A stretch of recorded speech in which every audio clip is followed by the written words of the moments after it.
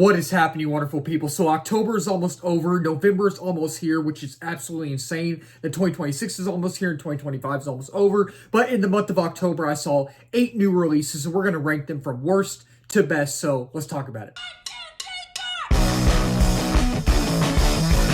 What's your favorite scary movie?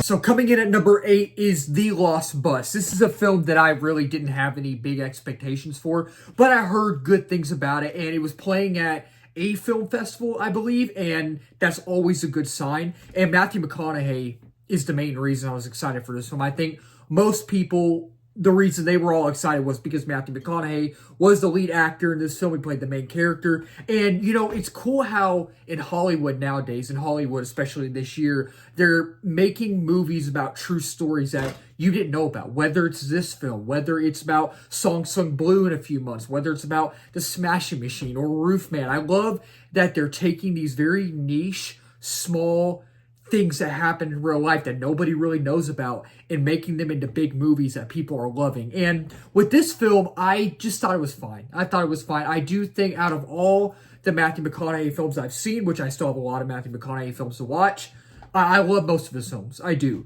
This one I feel like is at the bottom, though. I feel like it's my least favorite Matthew McConaughey film. And it's not because of McConaughey. It's not. He did a great job in here. And I think that there are some really good things about this film. And it's not horrible by any means. It just ended up being fine. It just ended up being okay. And I think for the most part, it is an interesting movie to comprehend.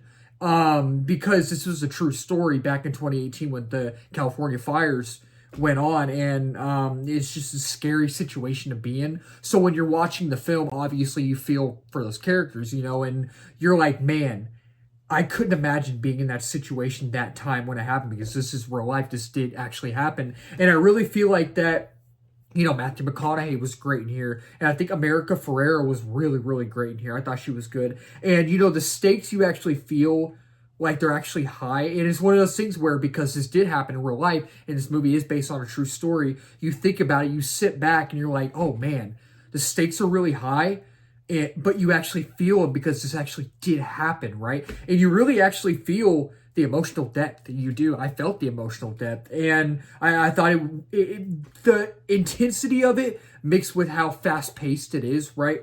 I mean, it made for a visceral experience for the most part. And again, it's an interesting movie to comprehend. And again, I think Matthew McConaughey gives a very vulnerable and passionate performance. He does, but I couldn't get past the lackluster visuals of this film. I really couldn't. I am not too familiar with Paul Greengrass as a director, and this is my first film. This is the first film I've seen from him that he's directed, right? And I think from seeing this film, because it's the first film he's directed that I've seen, he's a talented director. He's definitely a talented director. He is, but I just really couldn't get past the lackluster visuals and the directing style. And it's not an ugly film by any means, but it just, at times it feels like, at times it feels like the camera is very intimate, which is really cool. I like how they did that in the film. But at times also the movements become too much, and it's kind of almost nauseating at times. And it's definitely not as grand as it should be. And coming in at number 7 is Shelby Oaks. With Shelby Oaks, this is kind of a frustrating movie to review, right? Because obviously I've never given y'all a dishonest review. I never have, and I never will. And I'll always give y'all an honest review. Every review that I have posted on this channel has been an honest review. It has. And, you know, I grew up watching Chris Stuckman's reviews. I'm a fan of Chris Stuckman, you know, and it's one of those things where I don't want to be biased. I don't want to be biased. I'm not biased. I'm not biased for anybody. And with this film, I walked in going with an open mind and being like, okay, I'm a fan of Chris Stuckman. I want to like the film. But if I don't like the film, I don't like it. It is what it is. And I walked out just being okay with it. But I also walked out knowing that this is Chris Stuckman's first film. This is his first film, and he's got a long ways to go. He's got a long ways to go as a director. He's going to make more films in the future. I know he will. And he is a talented director. He knows how to, especially in this film, he knows how to move the camera. And I think Chris did a really good job of creating this visual atmosphere that's great and this visual aesthetic that is really good in here.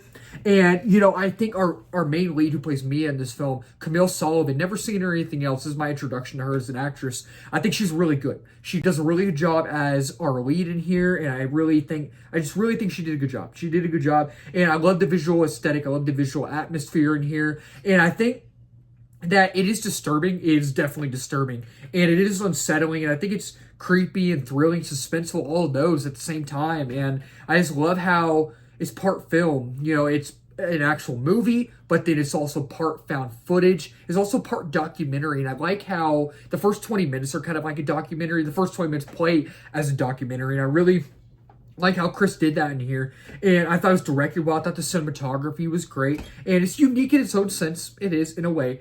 And I think the twists that we get really do work in here. And I think parts of the mystery aspect are intriguing. And I think Chris is a really talented director. He is, for the most part. But at the same time as well, I think that there's not much depth to the characters from what I saw and from what I gathered. And I think there's really not just the characters, but the overall story, the overall narrative. I didn't feel like it had much depth to it. And I didn't really feel like there was much emotional depth because you have Mia, or Camille Sullivan, who plays Mia. She is the main character in here. She's the sister of Riley, who is, you know, the character that goes missing. You saw from the trailers and the marketing. And, you know, you don't really feel much depth and, you know, emotional depth there. You know what I mean? You really don't. And I didn't find myself rooting for the characters, really caring for them that much. I really didn't. And I feel like the dialogue could have been a little better. You know, could have been a little sharper.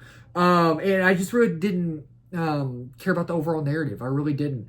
And the thing is, I left wanting more. And at times it feels slightly predictable. It kind of does. And it's just, you know, the pacing is kind of weak in a way, but overall, it's fine. It's okay. And number 6 is Springsteen, Deliver Me From Nowhere, a film this year that I was really looking forward to. And I'm not a huge Springsteen fan. I like a few of his songs, whether it's Born in the USA, Nebraska's really good. I like Atlantic City. I like Born to Run. A lot of his songs are good, but I'm not a huge fan of Springsteen. I'm not. But I think, for the most part, this film kind of disappointed me. It's just okay. It's fine. I think that, you know, some moments actually did make me smile. Some moments really did make me smile. And I think Jeremy Allen White is great. Jeremy Allen White's always great. But in here, what he was given to work with, I think he really accomplished it in his own merit and did a good job. He did a really good job. And I think it does dive into themes like trauma and regret. And, you know, before seeing this movie, I really didn't know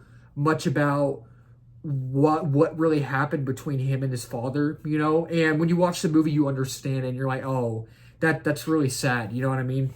It's one of those things where it's like their relationship is frustrating because his dad is a blue collar worker, but he's also, you know, he has, in a way, an addiction, you know. And it's just sad to see, you know. And I thought all the performances were great. I really do. I think Jeremy Strong is great as well. I think Paul Walter Hauser is great. I think everybody in here is really, really good. And the cinematography is great. And I like the color grading in here as well. And it's a beautiful film to look at. It's directed beautifully. And I think between Jeremy Strong and Jeremy Allen White, their acting chemistry together is really, really good. It is really good. And again, some moments really actually made me smile. And again, I think the soundtrack is great, but the score as well was really good. I really did like the score. The soundtrack was great, but the score was good as well. But I really think that, you know, I didn't walk out caring anymore or learning any more about Springsteen as a person than I already have or did, you know. And I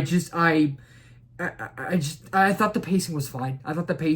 But it does drag at times. It's a little too long and it does overstay its welcome a little bit, you know what I mean? And it mainly focuses on one particular part of Springsteen's life, right? And I thought that for the most part it did focus on his music, but in my opinion, I really feel like it should have focused on it more, you know, because the story part that we're shown in this movie about his life, a certain part of his life that it focuses on, is not really that interesting. And coming in at number 5 is Good Fortune, another film this year that I was absolutely excited about. I could not wait to see this. This is with Keanu Reeves, Seth Rogen, Aziz Ansari, Keke Palmer, and I never knew how excited I would be to see Keanu Reeves as a guardian angel. And when you see this film, Keanu Reeves as a guardian angel is one of the funniest things I've ever seen. Because what's funny about him in this film is that the camera pans, right? He just shows up. He shows up randomly, the camera pans, and he's just watching it. It's just the funniest thing ever. But with this film, I was sadly a little disappointed. But there are some things that I really enjoyed about this movie. There are some really great things. But I think that it is legit funny at times. Like, there were some moments where I was like, that's actually really funny. And, I thought the pacing for the most part was good. And, all the performances are great, whether it's Keke Palmer, whether it's Aziz Ansari, whether it's Keanu Reeves or Seth Rogen. Everybody in here is great. And I think that whether it's Aziz Ansari and Keke Palmer, their chemistry together, it works. Or whether it's Keanu Reeves, Seth Rogen, and Aziz Ansari, them as a group or trio, I think their chemistry in here works as well. And, I think Keanu Reeves as a guardian angel is one of the funniest things I've ever seen. And if you see this film, you'll probably agree with me because it's funny. I hope y'all will. And it has heart. It does have heart as well. And, some emotional moments hit at times. And, it does make you think about life. And it does make you appreciate what you have, even if you're going through the hardest time in your life. If you're going through the hardest time, it makes you sit back and be like, hey, I'm just grateful for what I have. Right? But at the same time, the script isn't as sharp and smart as it should be. It's not. And at times it felt like an SNL skit. And I was sitting there and I'm just like, I think it's only this one moment, but even then, even one moment can take you out of a film, and you're just like, okay, like that does not. I don't know why it looks like that, but it is what it is. And I thought the story had the potential to be greater than it was. I think it had potential to be better. It did, and it's not as funny as it should have been because again, there are some funny moments. There are some legit funny moments in here, but the crowd I was with was loving it, and the crowd I was with, they were laughing at almost every single joke in the theater. And I'm just sitting back and I'm just like, I wish I could be laughing along with y'all how much y'all are. Like, I was just sitting there, I'm just like, some of these jokes are not landing for me. They're not landing for me. And, at times it is a little fast paced, even though the pacing for the most part is good.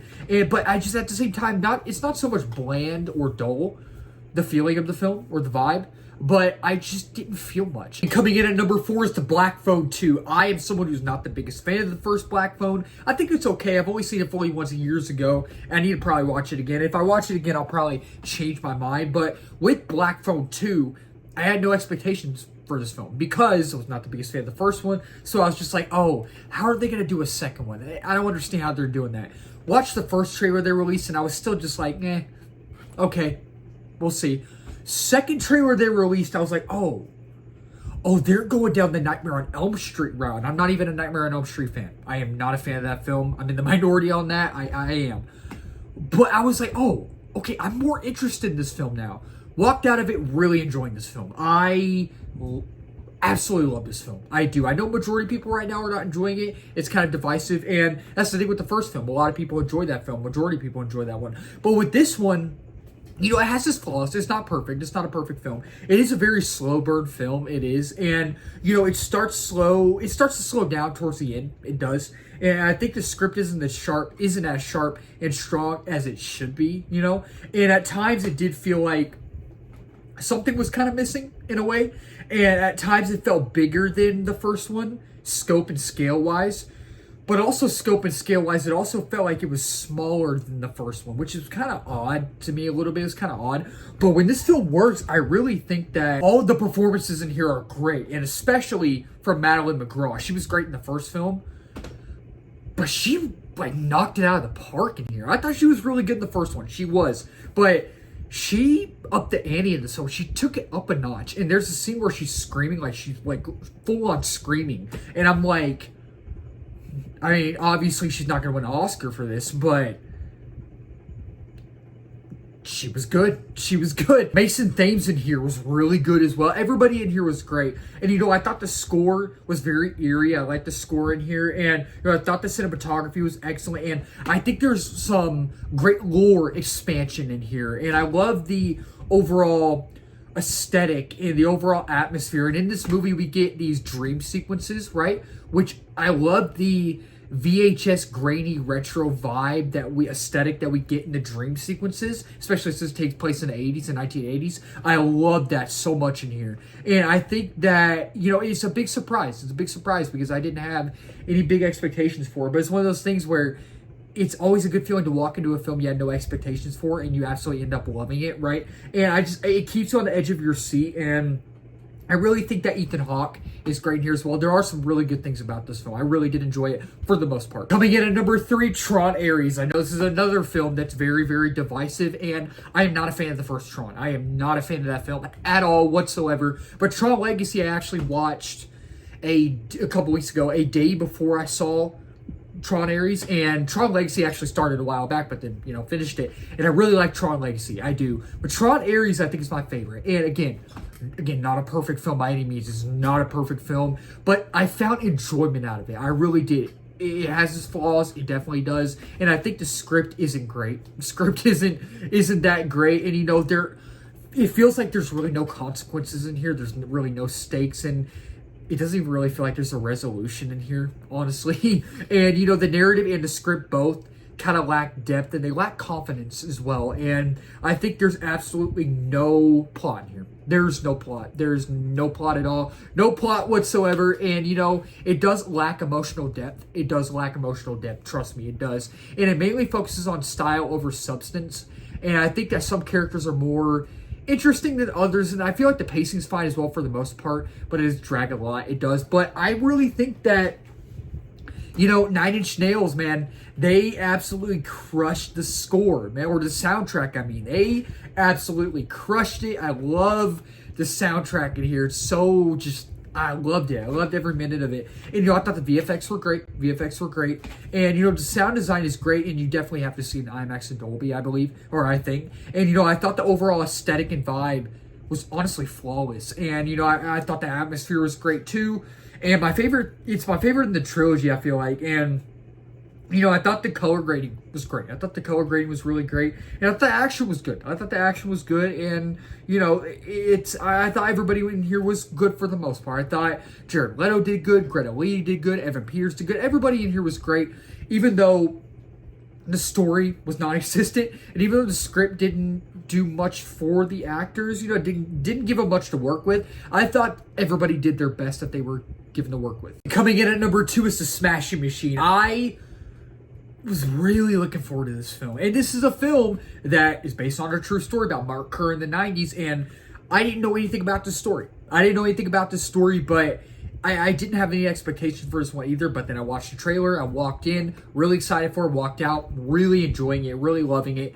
And, this movie might be the turning point in Dwayne Johnson, The Rock's career. It might be. I wouldn't be shocked if he gets nominated to win an Oscar. And if he wins it, hey, fine by me. I really think that, starting off with my negatives first, and then I'll talk about my positives. I think that, it does have a relatively good pace. It does for the most part. But at times it did feel like it would drag. It did drag at times. And maybe it is a little bit too long, and not all of the emotional beats hit, whether it's the, relationship between Emily Blunt and Dwayne Johnson, whether it's their chemistry. I didn't really feel like, maybe it hit at some points sometimes, but sometimes as well, it didn't feel like it really hit that much. And, at times it felt like the story didn't know where it wanted to go or what it wanted to do. It pauses at times, and it's kind of uneven and unfocused at times, but the movie had me locked in. It absolutely had me locked in,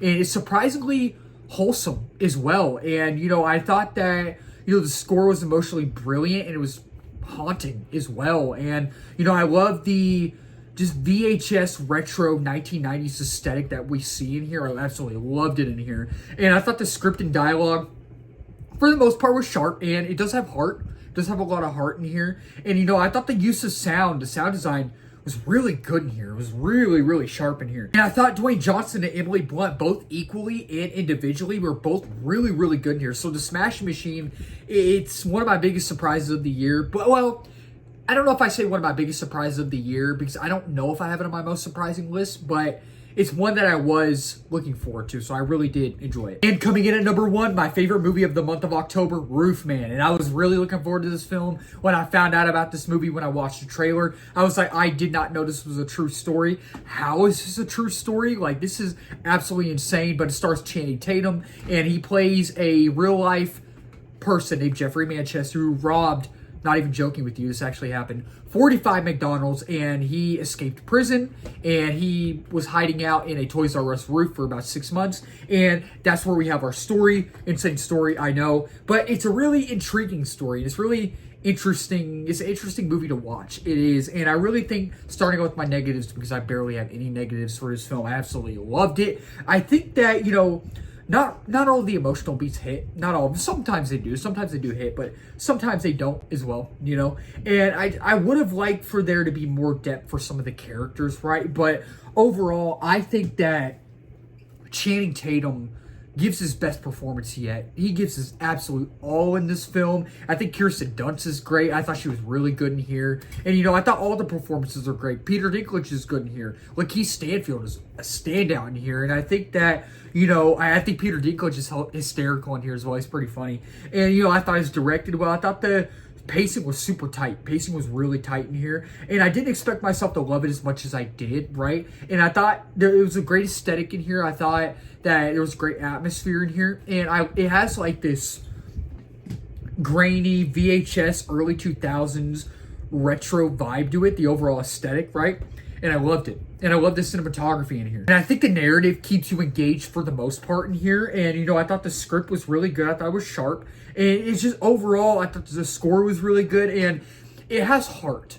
It's a mix of a comedy, but it also, you know, the comedy doesn't overtake the film. It's mainly, at times, a very serious film, and I really enjoyed it. So that'll wrap up this video. Thank y'all so much for watching. If you're new to the channel, please don't subscribe, like, comment, share in this video. We just hit 1K subs a while back. We're now at 1.1K. Next big milestone is 2K and 3K after that and beyond that as well. If you're new as well, I do movie reviews, TV show reviews, trailer reactions, movie live streams, movie news, movie rankings, all that wonderful movie stuff under the movie umbrella. And let's talk about it down below. Which movie is y'all's favorite movie of the month? Is it Roofman? Is it The Smashing Machine? What is y'all's least favorite movie of the month? Is it TRON? Is it The Lost Bus? Let's talk about it down below. Keep talking movies, wonderful people. Cheers.